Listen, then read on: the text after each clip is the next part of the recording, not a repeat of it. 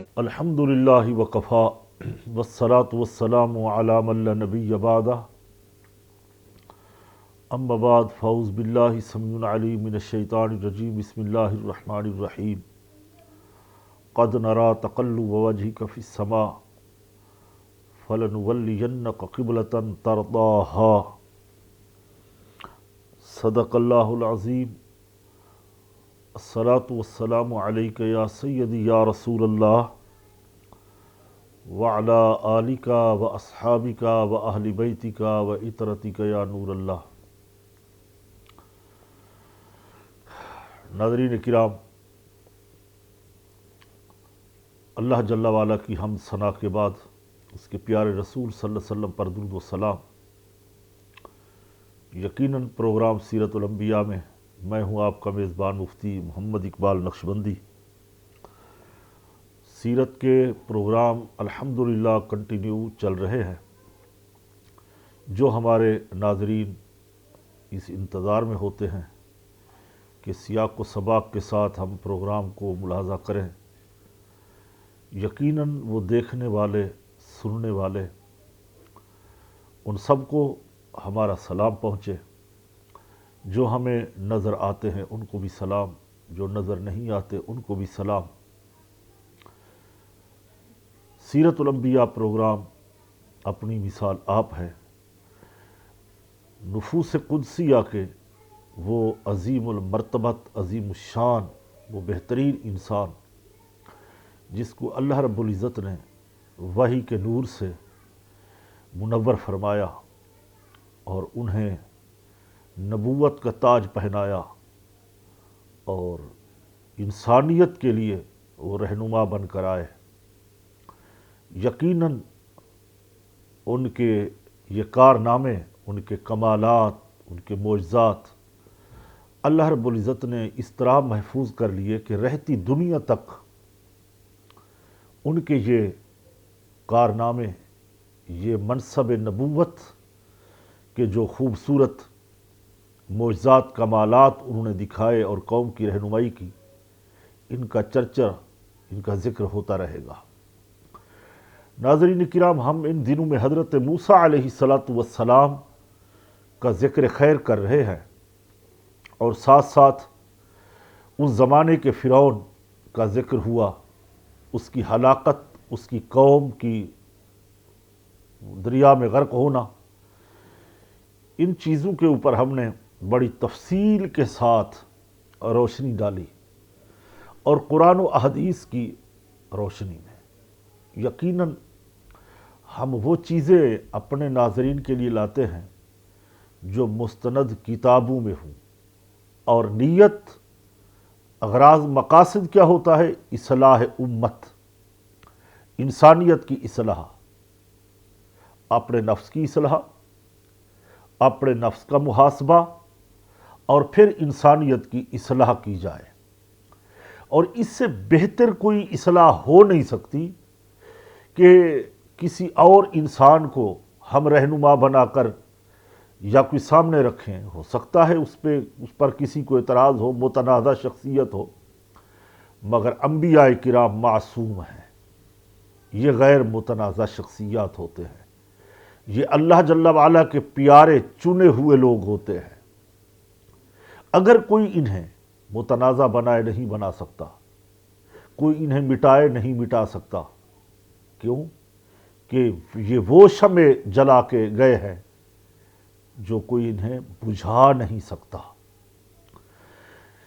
پچھلے پروگرام میں ناظرین کرام ہم نے بات ختم کی تھی، موسیٰ علیہ السلام اللہ کی رضا پہ راضی تھے، وہ رضا الہی میں جلدی کر رہے تھے، اور اپنے حبیب صلی اللہ تعالی علیہ وسلم کے بارے میں اللہ نے کیا فرمایا؟ قد نرى تقلب وجهك في السماء فلنولینک قبلة ترضاها۔ اور ایک مقام میں فرمایا وَلَسَوْفَ يُعْطِيكَ رَبُّكَ فَتَرْضَىٰ، جس کا اردو اور آسان ترجمہ یہ ہے کہ ہم تمہارے چہرے کا آسمان کی طرف بار بار اٹھنا دیکھ رہے ہیں، تو ضرور ہم تمہیں اس قبلہ کی طرف پھیر دیں گے جس میں تمہاری خوشی ہے، تمہاری رضا ہے۔ ناظرین کرام، اللہ اپنے حبیب صلی اللہ تعالیٰ علیہ وسلم کو یہاں مخاطب کر رہا ہے کہ میرے رسول، تم بار بار حالت نماز میں آسمان کی طرف چہرہ انور اپنا اٹھاتے ہو۔ تمہارا رب اپنی قدرت کی نگاہوں سے دیکھ رہا ہے، جو تم چاہتے ہو ہم اسی طرح کر دیں گے۔ جو تمہاری خوشی ہے جس قبلہ میں، تم یہی چاہتے ہو کہ وہی کعبہ میرا قبلہ بن جائے جس کو حضرت ابراہیم خلیل اللہ نے بنایا۔ اور دوسرے مقام میں فرمایا وَلَسَوْفَ يُعْطِيكَ رَبُّكَ فَتَرْضَىٰ، اور بے شک قریب ہے کہ تمہارا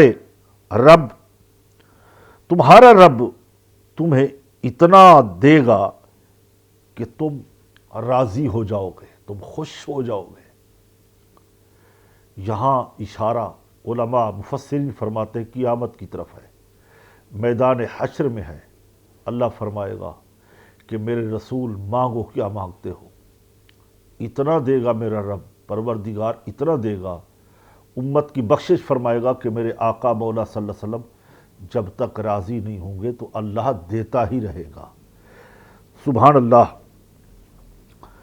اب اسی لیے تو دین کے مجدد نے اعلی حضرت امام احمد رضا خاں علیہ رحمت الرحمن فرما گئے کہ خدا کی رضا چاہتے ہیں دو عالم، خدا چاہتا ہے رضا محمد، یعنی ساری دنیا، عرب و عجم، ملائکہ، حور و غلمان، سب اللہ کی رضا چاہتے ہیں کہ خالق راضی ہو جائے۔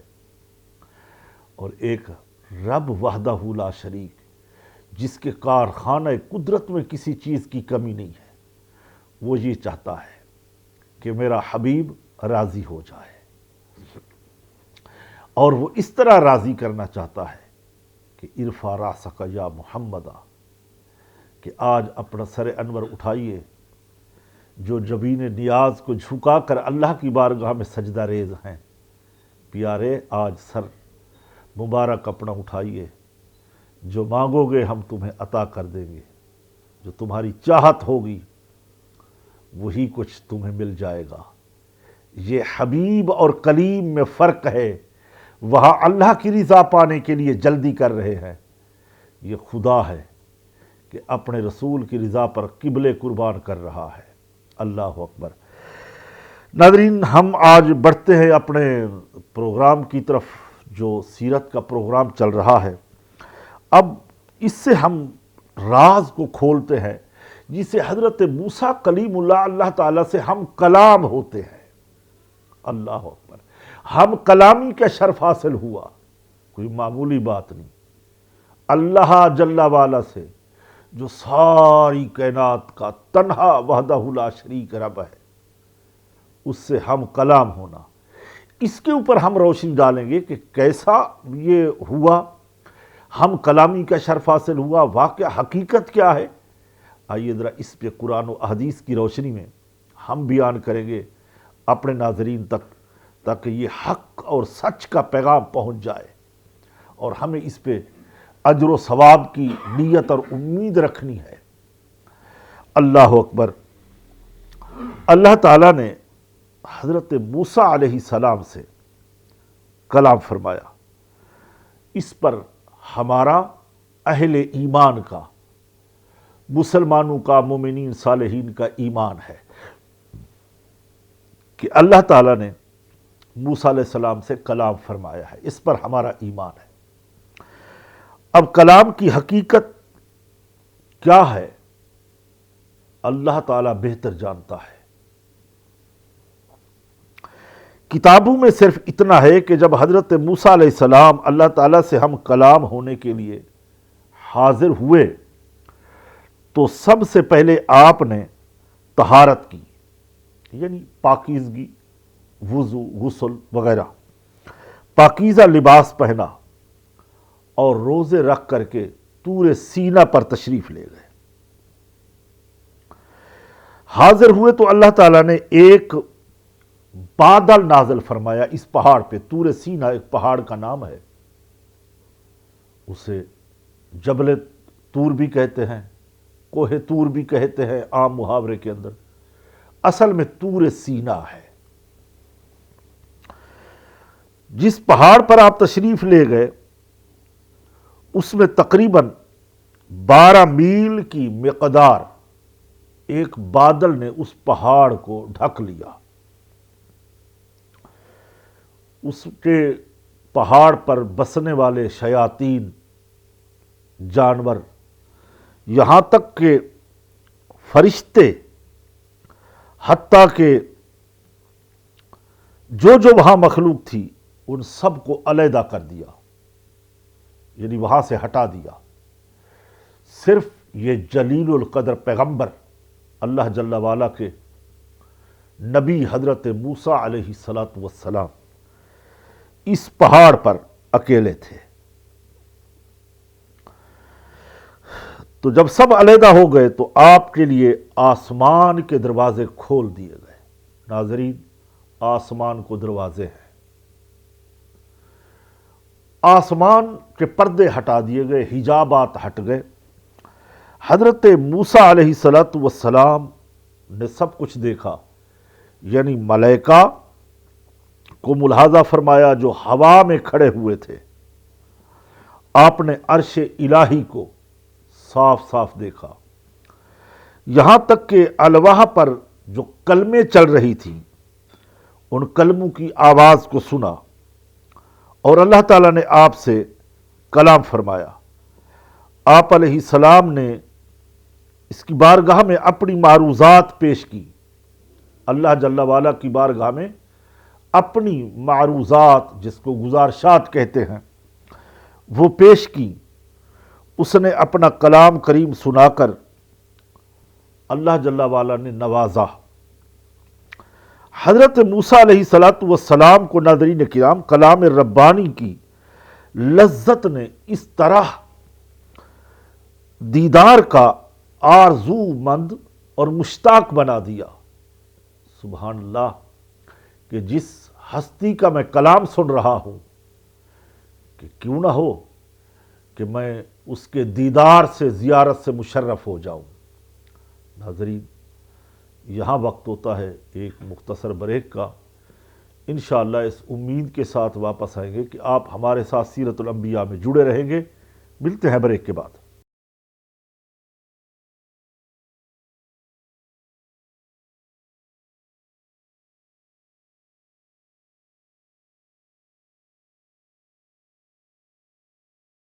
ایک بار پھر پروگرام سیرت الانبیاء میں خوش آمدید کہتے ہیں۔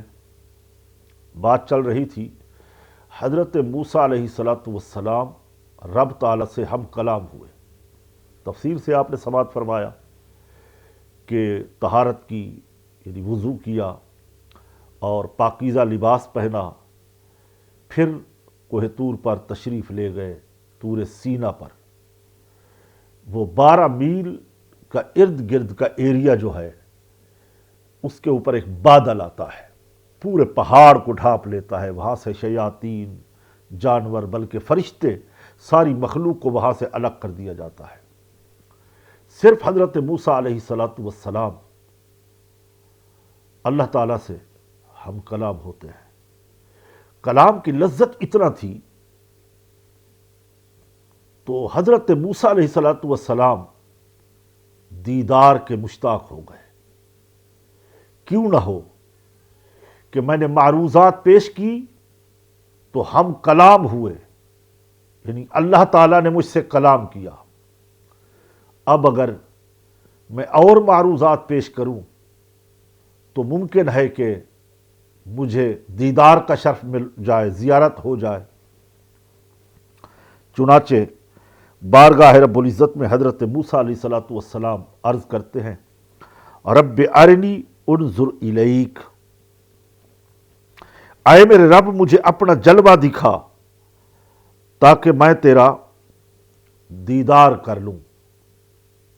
میرے پروردگار، رب ارنی انظر الیک، مجھے اپنا جلوہ دکھا تاکہ میں دیدار کر لوں۔ یعنی اس سے ناظرین کرام صرف دل یا خیال کا دیدار نہیں مانگنا، بلکہ آنکھ کا دیدار چاہتا ہوں۔ یہ نہیں فرمایا کہ میں دل سے دیدار کرنا چاہتا ہوں یا خیال میں تصور باندھوں اور دیدار ہو جائے، بلکہ پروردگار عالم میری آنکھیں، سر کی آنکھیں تیرا دیدار کرنا چاہتی ہیں۔ تو فرمایا کہ جیسے تو نے میرے کان سے حجابات اٹھا دیے تو میں نے تیرا کلام قدیم سن لیا، ایسے ہی میری آنکھ سے وہ پردہ ہٹا دے تاکہ تیرا جمال دیکھ لوں۔ اللہ تعالی رب العزت پروردگار عالم نے ان سے فرمایا، ارشاد ہوتا ہے، خالق موسیٰ علیہ السلام کو پھر مخاطب کرتے ہیں، سورہ اعراف میں فرمایا، لن ترانی ولکن انظر الی الجبل فإن استقر مکانہ فسوف ترانی۔ تو مجھے ہرگز نہ دیکھ سکے گا، البتہ اس پہاڑ کی طرف دیکھ، یہ اگر اپنی جگہ پر ٹھہرا رہا تو عن قریب مجھے دیکھ لے گا۔ پہلے تو یہ فرمایا کہ لن ترانی۔ ناظرین ایک جملہ یہاں میں کہنا چاہتا ہوں سمجھانے کی نیت سے، اصلاح کی غرض سے، ذہن نشین ہونی چاہیے ایک بات کہ یہاں اللہ تعالیٰ نے یہ نہیں فرمایا کہ میرا دیکھنا ممکن ہی نہیں، مجھے کوئی نہیں دیکھ سکتا، یہ نہیں فرمایا، ممکن ہے، لیکن بلکہ یہ فرمایا کہ دنیا میں حضرت موسیٰ علیہ السلام دیکھنے کی، موسیٰ علیہ السلام سے فرمایا دنیا میں مجھے نہیں دیکھ سکتے۔ یہاں نفی یہی ہے، اس سے ثابت یہ بھی ہوتا ہے کہ دیدار الہی ممکن ہے اگرچہ دنیا میں نہ ہو، کیونکہ صحیح سیاستہ کی احادیثوں میں ناظرین آتا ہے قیامت کے دن مومنین، صالحین، نمازی حضرات، شہداء اپنے رب جل وعلا کا دیدار کریں گے، دیدار سے فیض یاب ہوں گے۔ اس کے علاوہ یہ ہے کہ حضرت موسیٰ علیہ السلام اللہ تعالیٰ کی معرفت رکھتے تھے۔ انبیاء کرام پیدائشی عارف باللہ ہوا کرتے ہیں۔ اگر دیدار الہی ممکن نہ ہوتا تو آپ ہرگز یہ سوال ہی نہ فرماتے، ممکن تو تھا، عارف باللہ تھے، معرفت رکھتے تھے، جانتے تھے کہ اللہ کے نبی کسی محال، علماء فرماتے ہیں یہ علمی نکتہ ہے، اللہ تعالیٰ کے جو نبی ہوتے ہیں انبیاء کرام کسی محال شے کی دعا نہیں کرتے، یعنی جو ناممکن ہو، محال ہی نہ ہو، اس کی دعا نہیں کرتے۔ ناظرین قصہ مختصر، ہم کلامی کی بات ہو رہی ہے، جب اللہ رب العزت نے پہاڑ پر اپنا نور چمکایا، تجلی ڈالی، وہ پہاڑ پاش پاش ہو گیا اور حضرت موسیٰ علیہ السلام بے ہوش ہو گئے، بلکہ بے ہوش ہو کر وہاں گر گئے۔ پھر جب ہوش آیا تو عرض کی، سبحانک تبت الیک وانا اول المؤمنین، مولا تو پاک ہے، سبحانک تو پاک ہے، میں تیری طرف رجوع لایا اور میں سب سے پہلا مسلمان ہوں۔ اللہ اکبر۔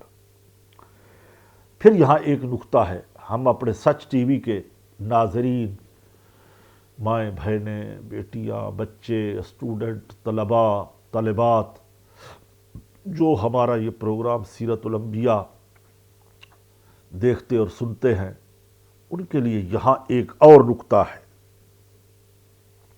خزانے بھرے ہوئے ہیں علم کے۔ علماء کی کاوشیں، محنتیں، بغیر علم کے منزل نہیں ملتی۔ تعلیم راستہ بتاتی ہے، علم منزل تک پہنچاتا ہے۔ یہ علماء یہ چلتے پھرتے علم کے کتب خانے ہوتے ہیں۔ اللہ اکبر، ان کے سینے منور ہوتے ہیں قرآن کے علم سے، حدیث کے علم سے، فقہ کے علم سے، منطق، نحو، صرف، فلسفہ، بہت سارے علوم۔ یہاں ایک نکتہ جو قابل ذکر ہے وہ میں عرض کرنا چاہتا ہوں۔ حضرت موسیٰ علیہ السلام نے اللہ تعالیٰ سے اپنا دیدار کروانے کی دعا کی تو اللہ تعالیٰ نے انہیں منع فرمایا، مولا دیدار کرا دے۔ فرمایا لن ترانی، یہ دنیا ہے، دنیا میں آپ میرا دیدار نہیں کر سکتے۔ راز کیا تھا؟ بلکہ پہاڑ پر تجلی ڈالی تو وہ برداشت نہ کر سکا، بلکہ پہاڑ پتھر پاش پاش ہو گیا۔ حضرت موسیٰ علیہ نبینا بے ہوش ہو کر گر پڑے، زمین پر تشریف لے آئے۔ مگر قربان جائیے، آج یہ نکتہ جو میں سمجھانا چاہتا ہوں، عشق و محبت کی جو بات ہے جس میں ایمان میں بہاریں آتی ہیں۔ حضور نبی کریم صلی اللہ علیہ وسلم کی محبت کا نام ایمان ہے۔ جب اپنے حبیب علیہ الصلوۃ والسلام کے بارے میں اللہ تعالیٰ نے ارشاد فرمایا تو آئیے سورہ نجم کی آیت کو کوٹ کریں گے۔ کیا فرمایا؟ حضور کی محبت میں محبت کا چشمہ لگا کر آیاتوں کو پڑھا جائے، دیکھا جائے تو یہاں راز بھی کچھ اور ہے۔ فرمایا وَهُوَ بِالْأُفُقِ الْأَعْلَى ثُمَّ دَنَا فَتَدَلَّى فَكَانَ قَابَ قَوْسَيْنِ أَوْ أَدْنَى فَأَوْحَى إِلَىٰ عَبْدِهِ مَا أَوْحَى مَا كَذَبَ الْفُؤَادُ مَا رَأَىٰ أَفَتُمَارُونَهُ عَلَىٰ مَا يَرَىٰ وَلَقَدْ رَآهُ نَزْلَةً أُخْرَىٰ عِندَ سِدْرَةِ الْمُنتَهَىٰ عِندَهَا جَنَّةُ الْمَأْوَىٰ إِذْ يَغْشِي السِّدْرَةَ مَا يَغْشَىٰ مَا زَاغَ الْبَصَرُ وَمَا طَغَىٰ۔ اللہ اللہ اللہ اللہ، کیا ایمان افروز ایک نقشہ کھینچا گیا ہے۔ ترجمہ سماعت کیجئے، وَهُوَ بِالْأُفُقِ الْأَعْلَىٰ، اس حال میں کہ وہ آسمان کے سب سے بلند کنارہ پر تھے، پھر وہ جلوہ قریب ہوا، پھر اور زیادہ قریب ہو گیا تو دو کمانوں کے برابر بلکہ اس سے بھی کم فاصلہ رہ گیا۔ ناظرین، جو تیر ہوتے ہیں ان کے سرے دو کمان، اس سے بھی اللہ فرماتا ہے کم فاصلہ رہ گیا۔ تو پھر اس نے اپنے بندے کو وحی فرمائی، جو اس نے وحی فرمائی دل نے اسے جھوٹ نہ کہا۔ جو آنکھ نے دیکھا تو کیا تم ان سے ان کے دیکھے ہوئے پر جھگڑتے ہو؟ اور انہوں نے تو وہ جلوہ دوبارہ دیکھا سدرۃ المنتہا کے پاس، اس کے پاس جنت المأویٰ ہے۔ جب سدرہ پر چھا رہا تھا تو جو چھا رہا تھا آنکھ نہ کسی کی طرف پھری اور نہ ہی حد سے بڑھی۔ اللہ اکبر۔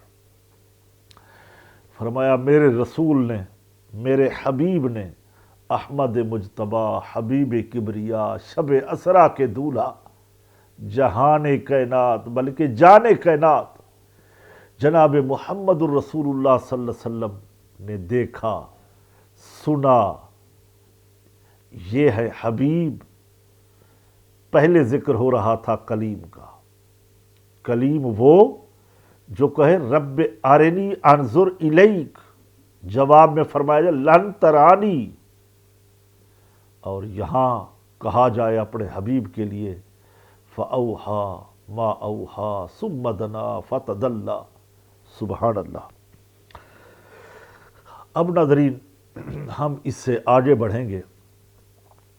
نبی کریم صلی اللہ علیہ وسلم کی محبت کا کیا کہنا، حضور کے معراج کا دیدار کا کیا کہنا۔ یہاں وقت ہوتا ہے ایک بریک کا، انشاءاللہ آپ ہمارے ساتھ پروگرام میں جڑے رہیں گے۔ ملتے ہیں مختصر بریک کے بعد۔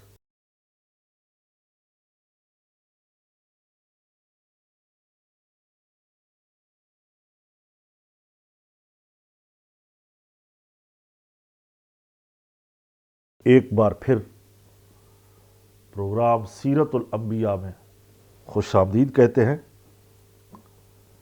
یقیناً ناظرین، حضرت موسیٰ علیہ السلام اللہ تعالیٰ سے ہم کلامی کا شرف حاصل کیا۔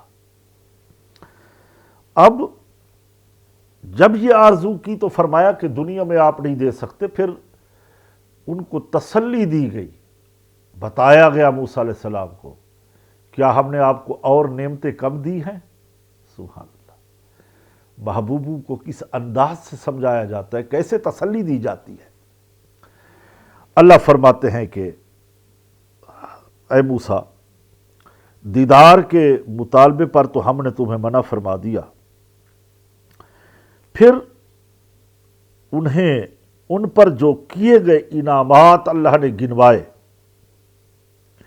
اور گنوا کر تسلی دی، اور پھر فرمایا کہ جو ہم نے تمہیں انعامات دیے ان پر شکر کرو، یہ اللہ کی نعمتیں ہیں، اور جب کوئی نعمت ملتی ہے تو اس پر شکر کیا جاتا ہے، ناشکری نہیں۔ اور انبیاء کرام سے بڑھ کر اللہ کی مخلوقات میں کوئی اور بڑھ کر شکر گزار نہیں ہو سکتا، اس قدر انبیاء کرام اللہ کی نعمتوں کا شکر ادا کرتے ہیں۔ گویا کہ اللہ تعالیٰ نے ان سے ارشاد فرمایا کہ اے موسیٰ، دیدار کا مطالبہ کرنے پر اگرچہ منع کر دیا گیا، لیکن میں نے تمہیں فلاں فلاں نبوت، رسالت، توریت، امت، امامت، فلاں فلاں نعمتیں عطا فرمائی ہیں، لہذا دیدار سے منع کرنے پر اپنا سینہ تنگ نہ کرو۔ اللہ اکبر، اللہ اکبر۔ یہ بار بار نہ سوچو کہ میں نے دیدار مجھے نہیں کرایا گیا، کیا اور نعمتیں ہم نے کم دی ہیں، ہم کلامی کا شرف بخشا، طور سینہ آپ کے لیے خالی کرا دیا گیا۔ اللہ اکبر، اتنی نعمتیں دی، اپنا سینہ تنگ نہ کرو پیارے، تم ان نعمتوں کی طرف دیکھو جن کے ساتھ میں نے تمہیں خاص کیا ہے۔ میں نے اپنی رسالتوں کے ساتھ تجھے لوگوں پر منتخب کر لیا اور تمہیں مجھ سے بلا واسطہ ہم کلامی کا شرف حاصل ہوا، جبکہ دیگر انبیاء کرام، مرسلین فرشتے کے واسطے سے کلام کرتے ہیں، مگر وہ واسطہ فرشتے کا بھی بیچ میں نہیں تھا۔ ہم نے تمہیں ہم کلامی کا شرف بخشا ہے، اپنا سینہ تنگ نہ کرو، آگے بڑھو، اللہ کی نعمتوں کا شکر ادا کرو، امت کو سنبھالو۔ اللہ اکبر، ہم نے تمہیں رسالت جیسی نعمت دے دی، رسول بنا دیا۔ ارشاد باری تعالیٰ ہوتا ہے سورہ نجم کے اندر، یا موسیٰ انی اصطفیتک علی الناس برسالتی وبکلامی فخذ ما آتیتک وکن من الشاکرین۔ اے موسیٰ، میں نے اپنی رسالتوں اور اپنے کلام کے ساتھ تجھے لوگوں پر منتخب کر لیا، تو جو میں نے تمہیں عطا فرمایا اسے لے لو اور شکر گزاروں میں سے ہو جاؤ۔ جو کچھ ہم نے تمہیں عطا کیا وہ لے لو، اور ہمیں بھی، اس امت کو بھی یہ کہا گیا کہ تم نے لینا ہے تو میرے رسول سے لو، وما اتاکم الرسول فخذوہ، میرے پیارے کے دروازے پر آؤ، تم یہاں سے لو، جو دیں وہ لے لو، جب وہ منع کر دے، روک دے جس چیز سے، رک جاؤ۔ یہی محبت ہے، یہی ایمان ہے، یہی اسوہ پیغمبر ہے، یہی اسوہ حسنہ ہے۔ ناظرین، ایک بات پھر یاد رہے، ایک جو نقطہ میں یہاں بھی آج تفسیر ساوی کے حوالے سے عرض کرنا چاہتا ہوں۔ بہت بڑے بڑے ذخائر آ جاتے ہیں علم کے، علماء نے جو اس سمندر سے موتی نکالے ہیں اہل ایمان کے لیے، اللہ ان علماء کے قبروں کو منور فرمائے، کروڑہ کروڑ ان کے مزارات پہ اللہ کی رحمتیں ہوں، ان کے طفیل اللہ ہماری بھی بخشش فرمائے۔ نقطہ یہاں یہ ہے کہ حضرت موسیٰ علیہ السلام کو اپنی رسالتوں اور اپنے کلام کے ساتھ لوگوں پر منتخب کر لیا۔ اس میں لوگوں سے مراد ان کے زمانے کے لوگ ہیں، یہ توجہ طلب بات ہے، ان کے زمانے میں جو لوگ تھے۔ اس میں کوئی شک نہیں کہ حضرت موسیٰ علیہ السلام اپنے زمانے کے لوگوں میں سب سے زیادہ عزت اور مرتبے والے، شرافت، وجاہت والے، کیونکہ آپ یعنی حضرت موسیٰ علیہ السلام صاحب شریعت والے بھی تھے، اور آپ پر اللہ تعالیٰ کی کتاب یعنی توریت بھی نازل ہوئی، تو لہٰذا اس میں یہ تصور نہیں کرنا، نہ یہ گمان کرنا ہے کہ حضرت ابراہیم علیہ السلام اور ہمارے آقا مولا صلی اللہ علیہ وسلم حضرت محمد مصطفیٰ صلی اللہ تعالیٰ علیہ وسلم پر بھی حضرت موسیٰ علیہ السلام کی فضیلت ثابت نہیں ہوتی، وہ اپنے زمانے کے لوگوں پر فضیلت والے تھے، اس زمانے میں نہیں۔ یہ زمانہ میرے آقا صلی اللہ علیہ وسلم کا ہے، والعصر ان الانسان لفی خسر۔ اے رسول، مجھے قسم ہے تیرے زمانے کی، اب زمانہ حضور کا چلتا رہے گا قیامت تک، جو حالات بدلے، ریاستیں بدلے، حکومتیں بدلے، زلزلے آئے، کچھ زمانہ میرے آقا صلی اللہ علیہ وسلم کا ہے۔ اب اس طرف ہم اپنے ناظرین کو لے کے چلیں گے کہ ان کو کتاب یعنی توریت کا ملنا کیسے ہوا۔ اللہ تعالیٰ نے حضرت موسیٰ علیہ السلام کے لیے تورات تختیوں میں لکھ کر دی، یعنی لکھی لکھائی کتاب دی گئی۔ قرآن میں اور توریت میں یہی فرق ہے۔ وہ کتاب جب آتی ہے تو ذی الحج کے مہینے میں 10 ذی الحج کو لکھی لکھائی کتاب 7 تختیوں پر، بعض روایتوں میں ہے 10 تختیوں پر لکھی ہوئی وہ کتاب عید الاضحیٰ کے دن ذی الحج کی 10 تاریخ کو حضرت موسیٰ علیہ السلام کو عطا کی گئی۔ تختی کس چیز کی تھی؟ لکڑی کی، کاغذ کی؟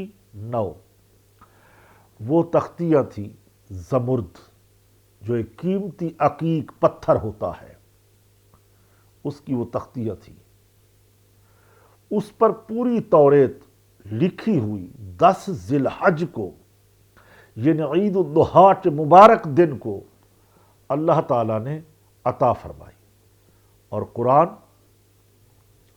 قرآن ایک دن میں نازل نہیں ہوا، قرآن پاک 23 سال نبوت کی عمر ہے، تھوڑا تھوڑا انزلنا، انزل الیک، اس طرح نازل ہوتا رہا۔ تو لہٰذا یہ یاد رہے کہ ان تختیوں کی تعداد 7 اور دوسرے حوالے کے ساتھ 10 کی تعداد ہے۔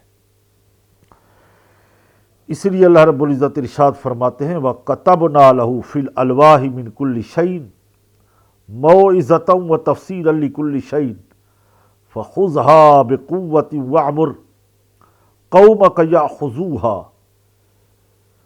بِأَحْسَنِهَا سَأُرِيكُمْ دَارَ الْفَاسِقِينَ۔ فرمایا کہ اور ہم نے اس کے لیے توریت کی تختیوں میں ہر چیز کی نصیحت اور ہر چیز کی تفصیل لکھ دی۔ فرمایا اسے مضبوطی سے پکڑ لو اور اپنی قوم کو حکم دو کہ وہ اس کی اچھی باتیں اختیار کرے، عن قریب میں تمہیں نافرمانوں کا گھر دکھاؤں گا۔ ناظرین، اس توریت کا ذکر ہو رہا ہے کہ اللہ تعالیٰ نے حضرت موسیٰ علیہ السلام کو کس طرح دی اور کیسے دی۔ اب اس آیت کے اندر ہر چیز کا ذکر جو آیا ہے، یہ اس سے مراد علماء فرماتے نصیحت ہے۔ توریت کے اندر اللہ تعالیٰ نے ہر چیز کا ذکر کر دیا۔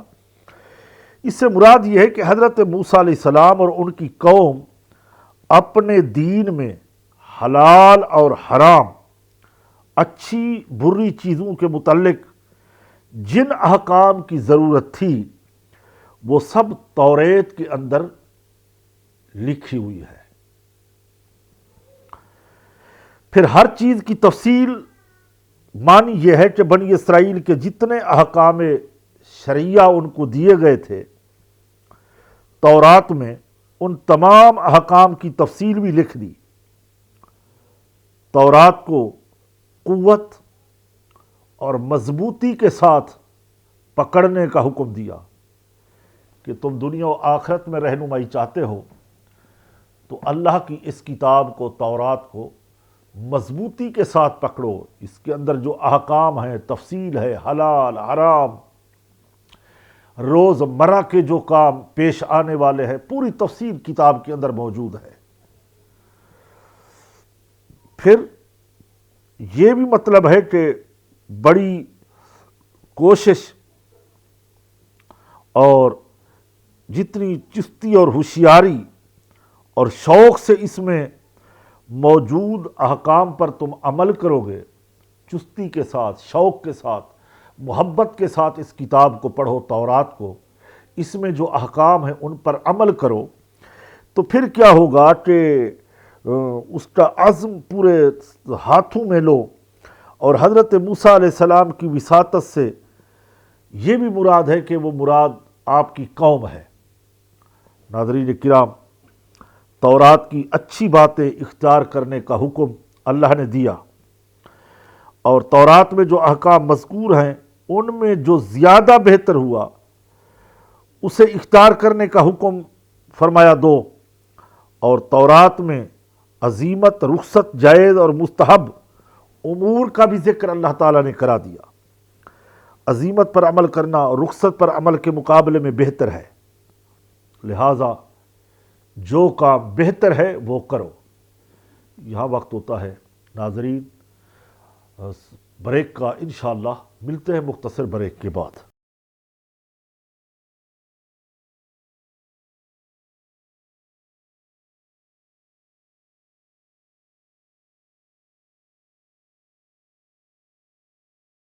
ایک بار پھر پروگرام سیرت الانبیاء میں ہم اپنے محترم ناظرین کو خوش آمدید کہیں گے۔ ذکر خیر ہو رہا ہے حضرت موسیٰ علی نبینا کا۔ اللہ تعالیٰ سے ہم کلامی کا شرف حاصل ہوا، توریت شریف عطا کی گئی، نازل ہوئی حضرت موسیٰ علیہ السلام پر۔ اس کا بھی ذکر ہم نے پوری تفصیل کے ساتھ اپنے ناظرین کے سامنے رکھا۔ اب ایک اور بات عرض کریں گے، ایک اور واقعے کی طرف ہم اپنے ناظرین کو لے کے چلیں گے کہ بنی اسرائیل سورہ بقرہ میں یہ مشہور ہے کہ وہ گائے کے پجاری ہو گئے، بچھڑے کی پوجا کی انہوں نے۔ اس واقعے کے اوپر ہم اپنے ناظرین کو بتائیں گے کہ اصل میں حقیقت کیا ہے، واقعہ کیا ہے۔ جب حضرت موسیٰ علیہ السلام اللہ تعالیٰ سے کلام کرنے کے لیے کوہ طور پر گئے تو ان کے جانے کے 3 دن بعد سامری نے، یہ ایک بنی اسرائیل میں شخص تھا، مشہور تھا، بڑا معروف تھا، لوگ اس کی بات کو مانتے تھے اور حتمی بات مانتے، ایک طرح کا اس کا بڑا اس زمانے میں شہرت تھی یا مقام تھا، ایک جو بھی تھا۔ تو سامری نے بنی اسرائیل سے وہ تمام زیورات یعنی سونا جمع کرنے کے لیے جو قبطیوں سے یعنی قوم فرعون سے ان کے پاس بطور حفاظت رکھوائے تھے، یا دوسری روایت یہ ہے کہ بنی اسرائیل نے اپنی عید کے دن ان فرعونیوں سے استعمال کی خاطر لیے تھے، اور فرعون کی اپنی قوم سمیت ہلاکت کے بعد واپسی کی کوئی صورت نہ رہی، تو یہ زیورات بنی اسرائیل کے پاس تھے، یعنی سونے کے زیورات۔ سامری کی حیثیت لوگوں میں پہلے عرض کی ایسی تھی، بڑی اہمیت دی جاتی اور عمل کیا جاتا۔ سامری چونکہ سونے کا کام جانتا تھا، زیور بنانا وغیرہ وغیرہ چیزیں، اس لیے اس نے تمام سونا چاندی ڈھال کر اس سے ایک بے جان بچھڑا بنا دیا، یعنی مصنوعی بچھڑا، گائے کا بچہ۔ پھر سامری نے، روایتوں میں آتا ہے، سورہ بقرہ کی تفسیر میں بھی ہے، تمام کتب تفسیر میں یہ بات ملتی ہے، حضرت جبریل علیہ السلام کے گھوڑے کے سم کے نیچے کی جو مٹی ہے، خاک، اس بچھڑے میں ڈالی تو اس کے اثر سے وہ گوشت اور خون میں تبدیل ہو گیا، یعنی وہ سونا سونا نہ رہا۔ بقول دیگر کے وہ سونے ہی کا بچھڑا تھا، مگر وہ گائے کی طرح ڈکارتا تھا، گائے جیسی آواز نکالتا۔ اصل راز یہ ہے کہ جب فرعون غرق ہو رہا تھا تو حضرت جبریل علیہ السلام ایک گھوڑے پر سوار تھے، اس گھوڑا جہاں قدم رکھتا، روایتوں میں آتا ہے کہ وہاں سبزہ اگاتا۔ سامری یہ منظر دیکھ رہا تھا۔ سامری نے کیا کیا کہ اس گھوڑے کے سم کے نیچے کی جو مٹی تھی اس نے وہ اٹھا کر کے محفوظ کر لی۔ اب یہ شعبدے بازی کا کام کیا کہ اس نے سونا جمع کیا اور ایک بچھڑا بنا دیا۔ ادھر حضرت موسیٰ علیہ السلام اللہ تعالیٰ سے ہم کلام ہو رہے ہیں، اس نے پیچھے قوم کو شرک پر لگایا۔ اس کا سارا جائزہ ہم اپنے ناظرین کے سامنے رکھیں گے، مگر ایک بات میں ضمناً یہاں کہوں گا، یہ شعبدہ اور خلاف عادت امر لوگوں کے لیے ناظرین اتنا اس قدر متاثر کن ثابت ہوتا ہے، یا اس زمانے میں ہوا، کہ اس کے بعد سامری نے جو لوگوں کو گمراہ کن پٹی پڑھائی تو اس کے بہکانے پر بنی اسرائیل کے 12,000 لوگ بچ گئے۔ 12,000 کے علاوہ باقی جتنے بنی اسرائیلی تھے، بنی اسرائیل کے لوگ سب کے سب وہ بچھڑے کی پوجا پاٹ کرنے لگے، بلکہ پوجا کر لی انہوں نے۔ آج بھی جب ہم اپنے معاشرے کے ارد گرد دیکھتے ہیں، حالات کو دیکھتے ہیں، تو آج بھی مشرک بت پرست لوگ اپنے بتوں کے حوالے سے شعبدے بازی دکھا کر اپنی قوم کو بت پرستی پر لگاتے ہیں، اور یہی حال بنی اسرائیل کا ہوا تھا۔ یہ لوگ اتنے بے وقوف اور کم عقل تھے، ناظرین اتنی بات بھی نہ سمجھ سکے کہ یہ بچھڑا نہ تو ان سے سوال و جواب کی صورت میں کوئی کلام کر سکتا ہے، نہ ان کی یہ رہنمائی کر سکتا ہے، تو یہ معبود خدا کیسے ہو سکتا ہے؟ اتنا ہی نہ سمجھ سکے کہ ابھی ایک جھوٹے خدا سے جان چھڑوائی ہے جو دریائے نیل میں غرق ہوا، اب یہ پھر بچھڑے کے پجاری ہو گئے۔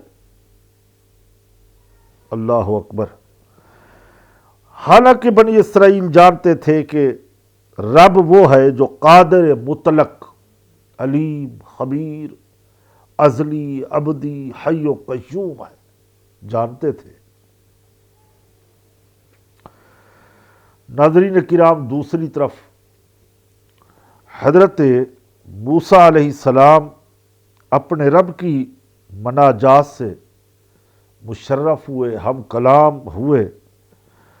کوہ طور سے اپنی قوم کی طرف جب واپس پلٹے تو اللہ تعالیٰ نے انہیں خبر دے دی تھی کہ سامری نے ان کی قوم کو گمراہ کر دیا ہے۔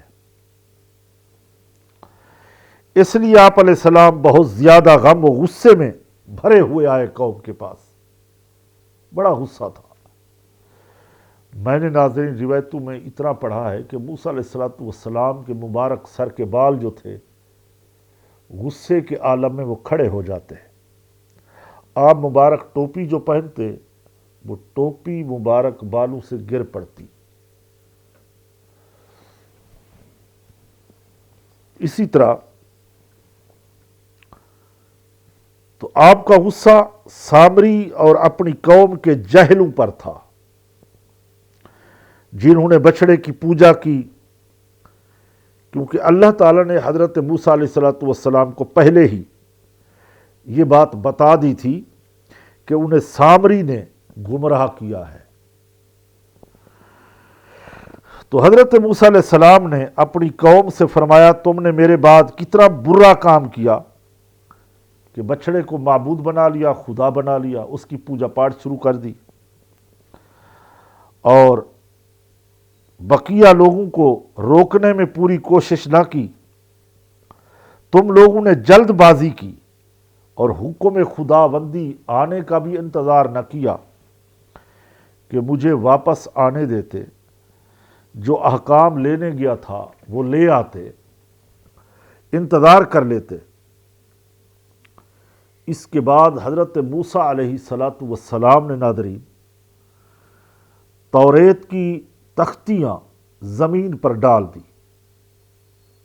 اور اپنے بھائی حضرت ہارون علیہ السلام کے سر کے بالوں سے پکڑ لیا اور اپنی طرف کھینچا ان کو۔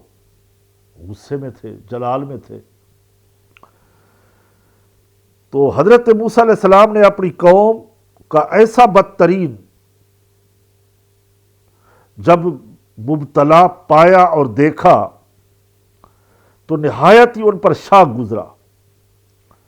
حضرت ہارون علیہ السلام نے حضرت موسیٰ سے کہا، اے میرے ماں کے بیٹے، میرے بھائی، میں نے قوم کو روکنے کی بہت کوشش کی، واعظ و نصیحت کی، سمجھایا، مگر یہ نہ سمجھے اور مجھے انہوں نے کمزور سمجھا۔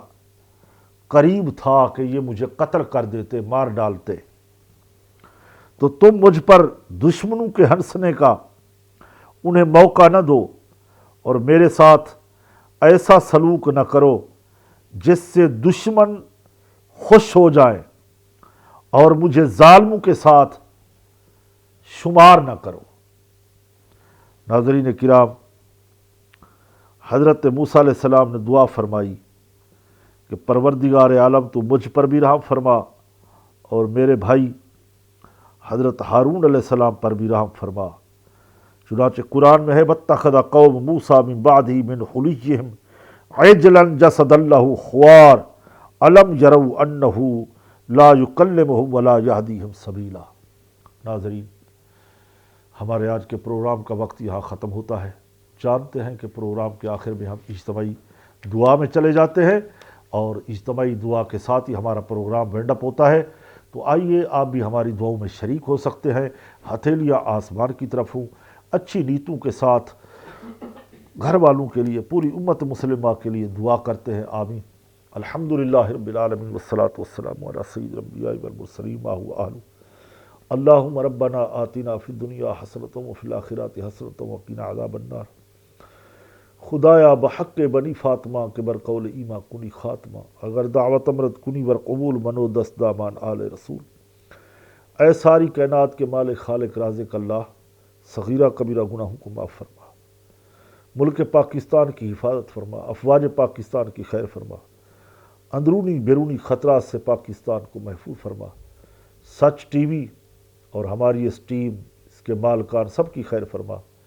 اللہ ہمارے سچ ٹی وی کے ناظرین کی ظاہری باطنی پریشانیوں کو دور فرما، امت مسلمہ کا پروردگار عالم اتحاد نصیب فرما۔ سمعنا واطعنا غفرانک ربنا الیک المصیر۔ صلی اللہ تعالی علی خیر خلقی نور عرش محمد وعلی آلہ وصحبہ۔